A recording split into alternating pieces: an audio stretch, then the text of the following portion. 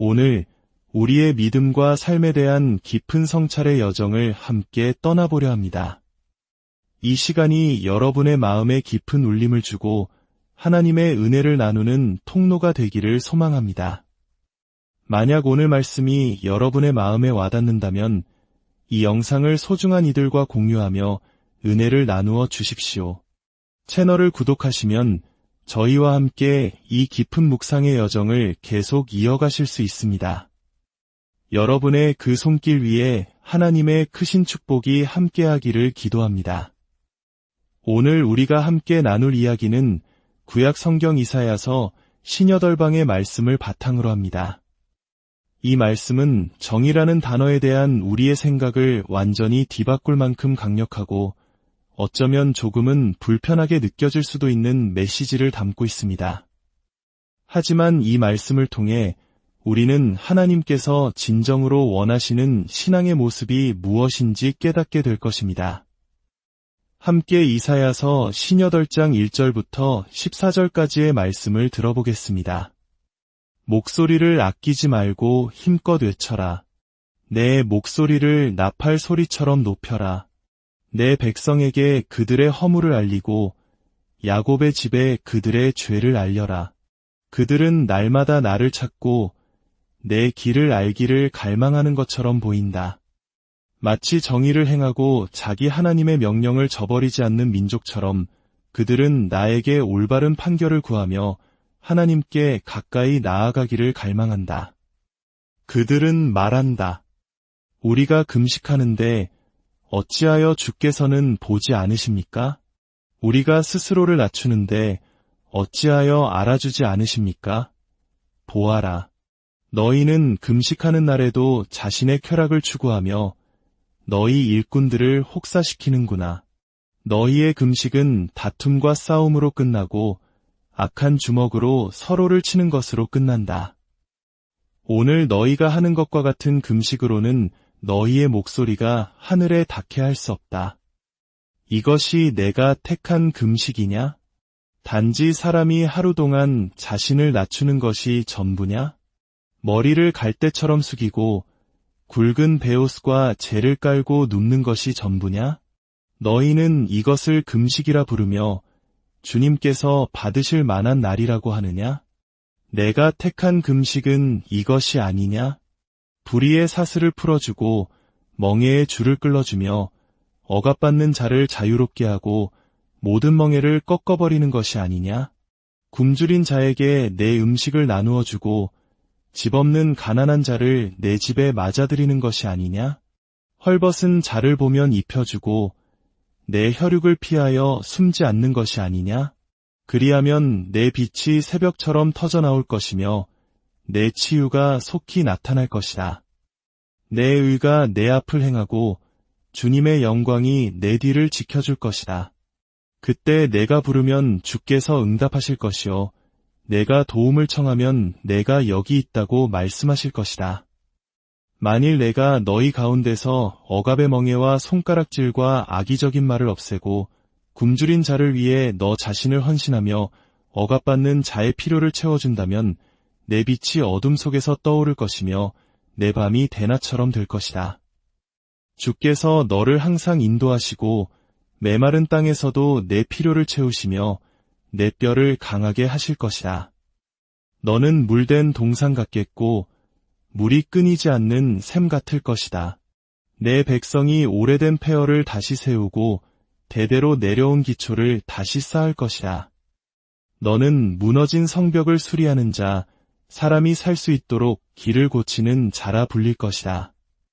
만일 내가 안식일을 범하지 않고 내 거룩한 날에 내 쾌락을 추구하지 않으며 안식일을 기쁨이라 부르고 주님의 거룩한 날을 존귀하게 여긴다면 그리고 내 멋대로 행하지 않고 내 쾌락을 추구하거나 헛된 말을 하지 않으므로 그 날을 존중한다면 그때 너는 주 안에서 기쁨을 찾을 것이다. 내가 너를 땅의 높은 곳으로 이끌고 내 조상 야곱의 유산을 먹게 하리라. 이는 주님의 입이 하신 말씀이니라. 주님의 말씀입니다. 오늘 우리는 이 말씀을 통해 정의에 대한 3가지 중요한 진실을 배우게 될 것입니다. 첫째, 정의의 놀라운 중요성. 둘째, 성경이 말하는 정의의 온전한 본질. 그리고 마지막으로 우리가 어떻게 정의를 행하는 사람이 될 수 있는지에 대해서입니다. 첫 번째, 정의의 놀라운 중요성에 대해 이야기해 보겠습니다. 이사야서 2절과 3절은 한 무리의 사람들을 묘사합니다. 하나님께서는 그들을 가리켜 날마다 나를 찾고 내 길을 알기를 갈망하는 것처럼 보인다고 말씀하십니다. 그들은 성전에 나아가 예배하고 금식하며 하나님의 말씀을 배우기를 열망했습니다. 겉으로 보기에는 누구보다 신실한 신앙인들입니다. 단순히 열심만 있는 것이 아니라 도덕적으로도 흠이 없어 보입니다. 그들은 스스로 하나님의 계명을 저버리지 않았다고 굳게 믿었습니다. 기도하고 금식하고 성경을 읽고 매주 예배에 빠지지 않는 열정적이고 도덕적인 사람들이었습니다. 그런데 바로 그들을 향해 하나님은 이사야에게 목소리를 아끼지 말고 힘껏 외쳐라. 내 백성에게 그들의 허물을 알려라고 명령하십니다. 이 말을 들은 백성들은 충격에 빠집니다. 3절에서 그들은 항변합니다. 우리가 금식하는데 어찌하여 보지 않으십니까? 우리가 스스로를 낮추는데 어찌하여 알아주지 않으십니까? 그들은 자신들이 모든 것을 올바르게 행하고 있다고 믿었기에 하나님의 분노를 이해할 수 없었습니다. 그때 하나님께서 대답하십니다. 6절입니다. 내가 택한 금식은 불의의 사슬을 풀어주고 억압받는 자를 자유롭게 하며 굶주린 자에게 내 음식을 나누어 주고 집 없는 가난한 자에게 쉼터를 제공하는 것이다. 하나님은 무엇을 말씀하고 계신 걸까요? 충격적이게도 하나님은 이렇게 선언하시는 겁니다. 너희가 가난하고 억압받는 이들과 관계를 맺지 않으면서 나와 관계를 맺고 있다고 생각한다면 그것은 착각이다. 너희가 그들과 관계가 없다면 너희는 나와도 아무런 관계가 없는 것이다. 어떻게 이런 말씀을 하실 수 있을까요? 이것은 성경 전체를 관통하는 매우 중요한 메시지입니다. 잠언 14장 31절은 말합니다. 가난한 자를 학대하는 자는 그를 지으신 이를 멸시하는 자여. 잠언 19장 17절은 말합니다. 가난한 자를 불쌍히 여기는 것은 주께 꾸어드리는 것이니 하나님은 사회의 가장 낮은 곳에 있는 사람들과 자신을 동일시하십니다. 시편 68편에서 하나님은 스스로를 고아들의 아버지시며 과부들의 재판장이라고 소개하십니다. 이것은 고대 세계에서 매우 혁명적인 선언이었습니다. 당시 다른 모든 종교의 신들은 사회의 가장 꼭대기에 있는 왕, 장군, 권력자들과 자신을 동일시했습니다. 그들은 권력이 곧 신의 총애의 증거라고 믿었습니다. 따라서 지도자에게 반대하는 것은 곧 신에게 반대하는 것이었습니다. 하지만 성경의 하나님은 달랐습니다. 그분은 권력의 편에 서지 않으시고 오히려 권력을 심판하십니다. 남성이 지배하는 사회에서 과부의 편에 서시고 가부장적 사회에서 고아의 편에 서시며 한 민족이 지배하는 사회에서 이방인의 편에 서십니다. 하나님은 사회 구조의 가장 밑바닥에 있는 약자들, 한국적인 정서로 표현하자면 깊은 한을 품고 살아가는 이들의 편에 서시는 유일한 신이셨습니다. 이 원칙은 신약 시대에도 동일하게 이어집니다. 예수님은 당시 종교 지도자들이었던 바리새인들을 향해 이사야 선지자와 똑같은 말씀을 하십니다. 그들은 11조와 같은 종교적 의무는 철저히 지켰지만 정작 더 중요한 정의와 하나님의 사랑은 소홀히 했습니다. 예수님은 그들이 과부의 가산을 삼키며 가난한 자들을 착취한다고 꾸짖으셨습니다. 또한 예수님은 마지막 심판날에 대한 비유를 말씀하셨습니다. 한 무리에게는 내가 굶주렸을 때 너희가 먹을 것을 주었고 목마를 때 마실 것을 주었으며 헐벗었을 때 입을 것을 주었다고 칭찬하시고 다른 무리에게는 내가 굶주렸을 때 너희가 먹을 것을 주지 않았다고 책망하실 것입니다.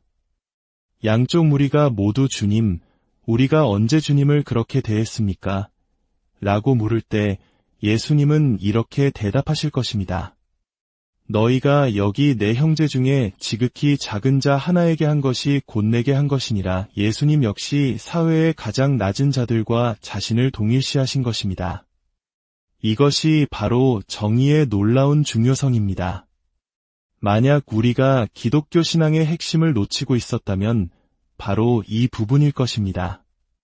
하나님은 말씀하십니다.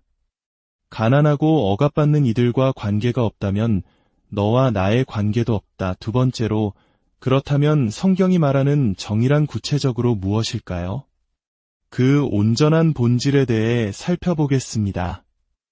현대 사회가 정의에 대해 합의하지 못하고 끊임없이 갈등하는 이유는 저마다 정의를 다르게 이해하기 때문입니다.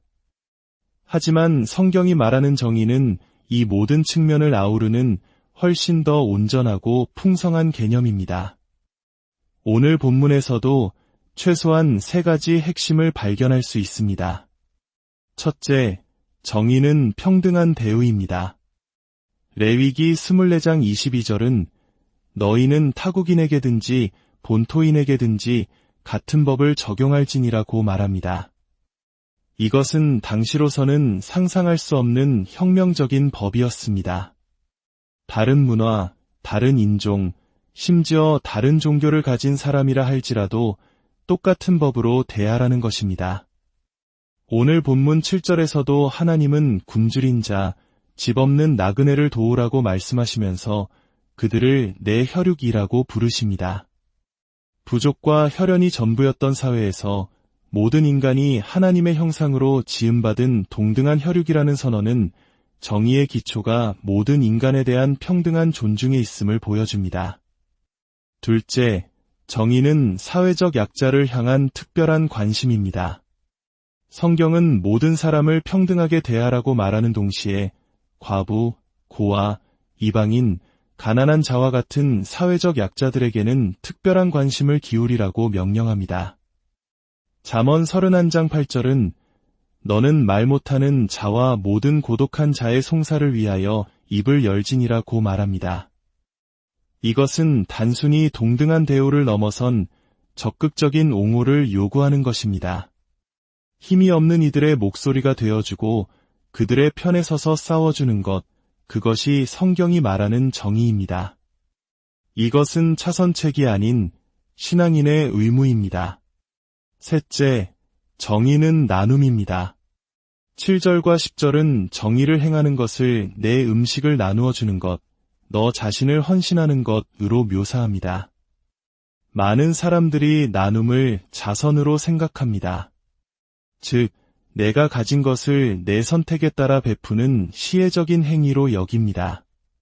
하지만 성경은 다르게 말합니다. 성경은 우리가 가진 모든 것, 우리의 재능, 건강, 재물, 기회 모두가 궁극적으로는 하나님의 선물이라고 가르칩니다. 한국 전쟁의 폐허 속에서 우리 부모님, 조부모님 세대가 서로 돕고 나누며 나라를 일으켜 세웠던 그 정신을 기억하십니까? 성경은 바로 그 정신이 단순한 미덕을 넘어 정의 그 자체라고 말합니다. 내가 더 많이 받았다면 그것은 나 혼자 누리라고 주신 것이 아니라 덜 받은 이들과 나누라고 맡겨진 청지기의 사명이라는 것입니다. 따라서 나누지 않는 것은 단순히 인색한 것이 아니라 불의한 것입니다. 이것이 성경이 말하는 정의의 온전한 모습입니다. 평등한 대우, 약자를 향한 특별한 관심, 그리고 의무로서의 나눔. 마지막으로 가장 중요한 질문입니다. 우리는 어떻게 이처럼 위대한 정의를 행하는 사람이 될 수 있을까요? 우리는 종종 좋은 계획이나 정책, 기술이 있으면 문제가 해결될 것이라고 생각합니다. 하지만 인류의 역사는 가난과 불의의 진짜 원인이 무엇을 해야 할지 몰라서가 아니라 하고 싶어 하지 않아서임을 보여줍니다. 문제는 우리의 마음, 즉 이기심이라는 깊은 본성에 있습니다. 그렇다면 무엇이 우리의 마음을 움직일 수 있을까요? 이 본문은 두 가지 동기를 대조합니다. 바로 의무와 아름다움입니다. 본문에 등장하는 사람들은 의무감으로 종교 생활을 했습니다. 하나님께 복을 받기 위해 혹은 벌을 피하기 위해 마지못해 규칙을 지켰습니다. 그 결과 그들은 최소한의 것만 행하고 눈에 보이지 않는 곳에서는 자신의 이익을 위해 가난한 노동자들을 착취했습니다. 의무감과 자기 이익에 기반한 동기는 결코 진정한 변화를 이끌어내지 못합니다. 그것은 우리 내면의 이기심을 더욱 강화시킬 뿐입니다. 하지만 본문 13절과 14절은 다른 길을 제시합니다. 만일 내가 안식일을 기쁨이라 부르고 그때 너는 주 안에서 기쁨을 찾을 것이다. 여기서 핵심은 기쁨, 즉 아름다움을 느끼는 것입니다. 우리가 학점을 따기 위해 의무감으로 모차르트를 들을 때와 그 음악의 아름다움에 매료되어 내 돈을 내고서라도 듣고 싶어 할 때는 완전히 다릅니다. 의무는 자기중심적이지만 아름다움은 우리를 자기 자신에게서 벗어나게 합니다.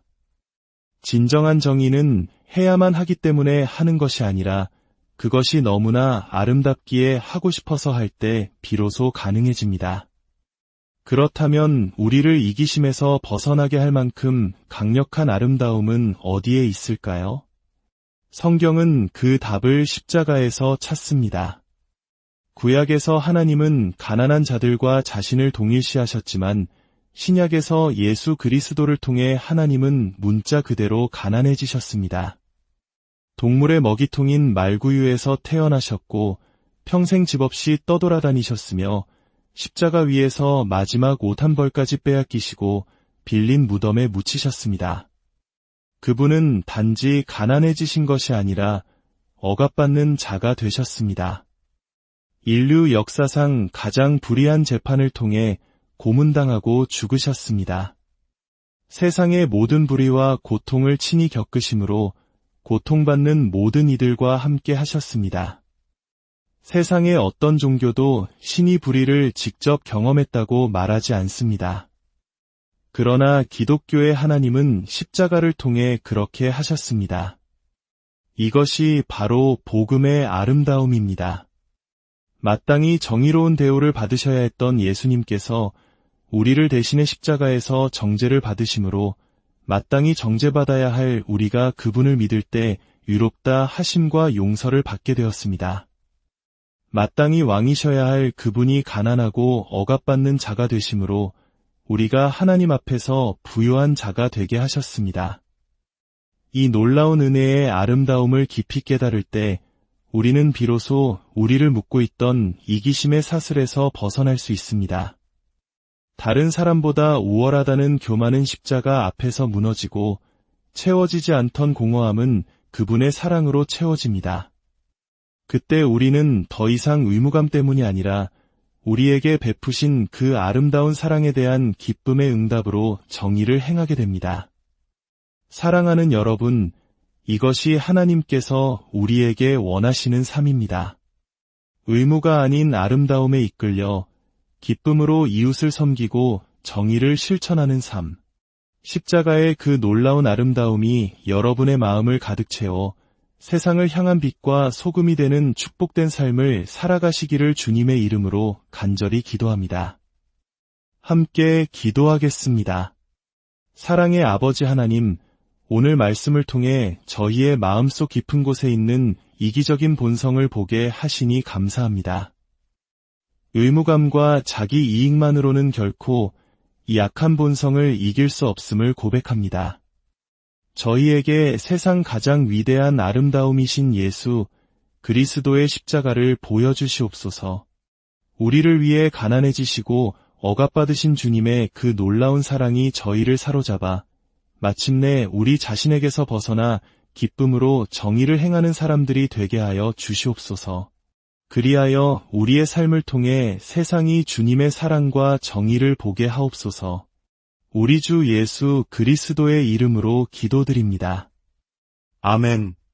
오늘 이 깊은 묵상의 시간에 함께 해주셔서 감사합니다.